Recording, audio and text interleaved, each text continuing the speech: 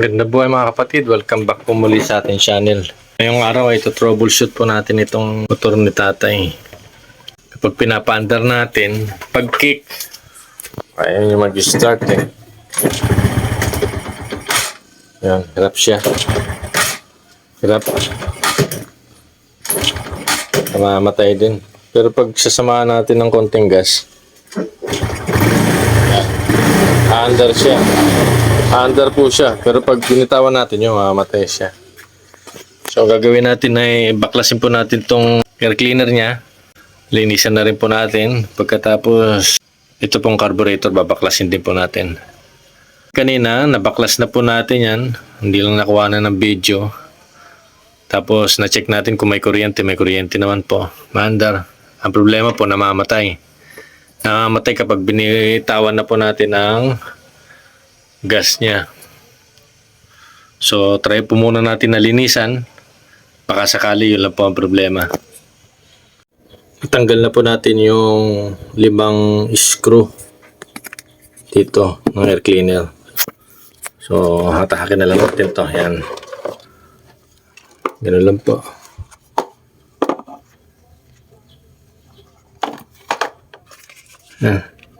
Subukan natin ito mamaya sa pressure washer.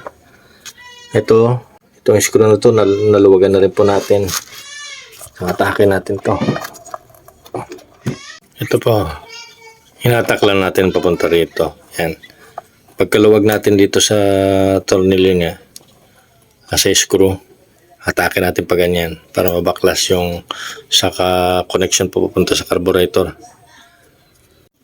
Tapos itong tornilyo po na ito ay tatanggalin din po natin. Gamit tayo ng Gis socket. Yan, dalawa po yan, pati dito.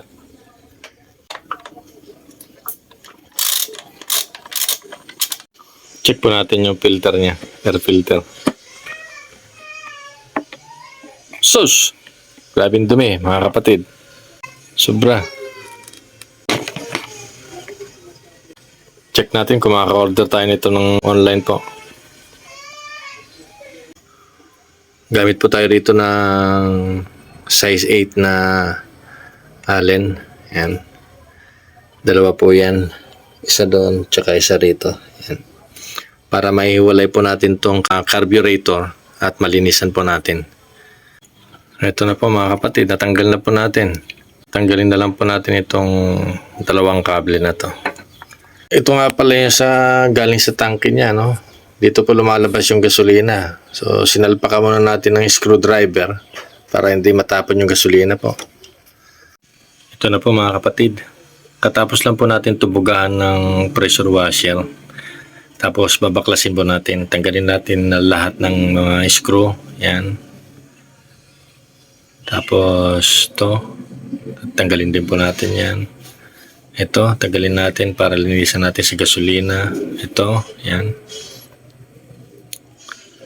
Tapos ito, para mabaklas po natin.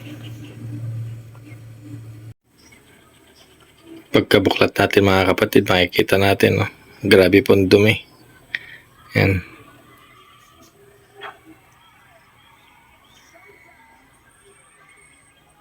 So malamang may nagbara po rito. At kailangan natin linisan po ito. Tatandaan lang po natin para hindi po tayo magkamali sa pagbalik. Yan po. Binabad natin sa gasolina mga kapatid. Tapos ay gamitan natin ng brush mamaya. Kukuskusin po natin lahat yan. Ito na mga kapatid. Nalinisan na po natin lahat ng parts ng carburetor. So isa-isa na lang po natin ito na balik. Ito po ang importanteng linisan ninyo mga kapatid. Ito mga butas po na ito. Yan. May butas po yan. Diyan. Nakita nyo yun? Yung liwanag doon sa loob na maliit. Ito po yun. Yan. Kailangan pong tusok-tusukin natin ito para matanggal natin yung mga nakabara. Ayan o. At least ngayon makita na natin yung konti liwanag doon sa likod. Ito po yung ginamit natin na pantusok. Oh. Ayan. Maninipis na hibla po ng mga wire. Ito na po mga kapatid, malinis na po siya. So, ikakabit na lang po natin pabalik. Ayan.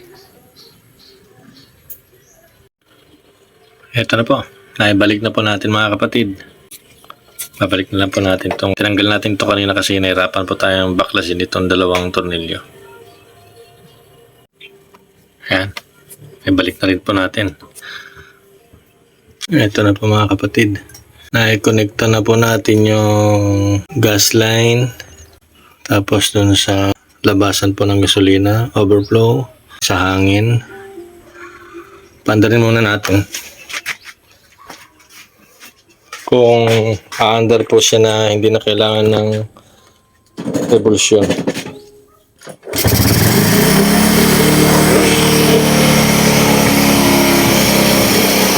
Okay na po, mandar na po siya mga kapatid.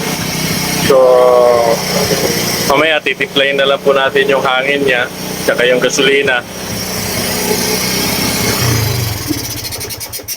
Tapos balik na po natin yung air filter niya.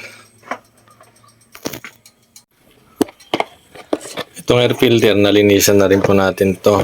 Hindi nga lang ganun kalinis. Pero itong pinaka filter niya, yan, konti lang nawala, nalikabok. So, maghanap na lang po tayo ng bagong filter online. Parehas lang. Para bago po ulit. Assemble po muna natin to, tapos balik na natin doon. Ito po mga kapatid, parehas po nakasarado itong gasolina at saka itong hangin niya po. So, ang adjust ko ng hangin ay isa at kalahati. Ayan. Tapos sa gas niya naman po ay mga 5. 1, 2, 3, 4, 5. Ayan. Yan po ang setup ko mga kapatid. Tapos pandarin po natin.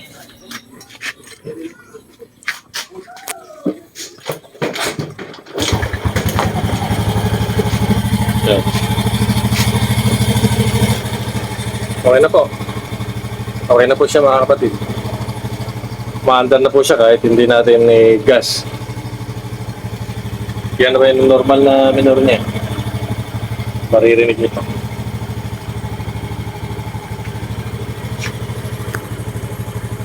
Paano mga kapatid, hanggang dito lang po muna tayo.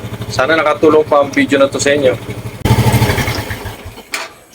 Gaya pa ng lagi natin sinasabi, huwag po tayo mawawalan ng pag-asa sa buhay. God bless us all po. Maraming salamat sa panonood. Paalam.